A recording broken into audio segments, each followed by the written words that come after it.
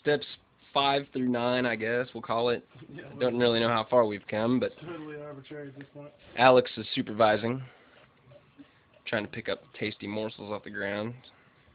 Pumpkin seeds, probably poisonous for dogs, but whatever. I don't think there's anything that'll poison that dog. That dog could eat toxic uranium. He'd be alright with it. Anyway, so we got that. We got the pumpkin. We've got most of the membranes taken out of there. We got the pumpkin seeds taken out of there. The rest of the membranes, you won't be able to get all of them out of here at one time. You still got some of them, but I mean, you can just sit here all night and you get all the seeds. Which this particular pumpkin had plenty of seeds in it, which is not really all that common for commercially, you know, whether it's Save A Lot or Walmart or whatever.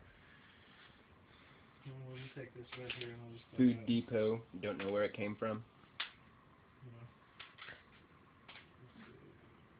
Say they're one of these seeds we can get because they just taste awesome. We make an awesome garlic for the soup. Put some over there. Toast the seeds, sprinkle them over the top of the soup, gives it that aesthetically pleasing, sightfully bound happiness. Good. Then, yeah. Tasty.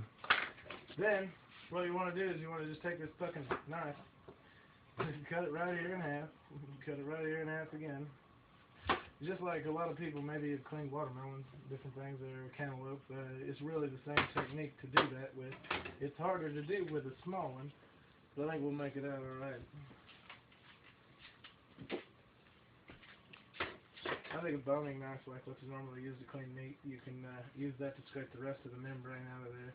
The membrane's fine, it has lots of awesome flavor, and if you want to use something with it, like make some kind of roux or something, you can do that with. I'm going to throw this out.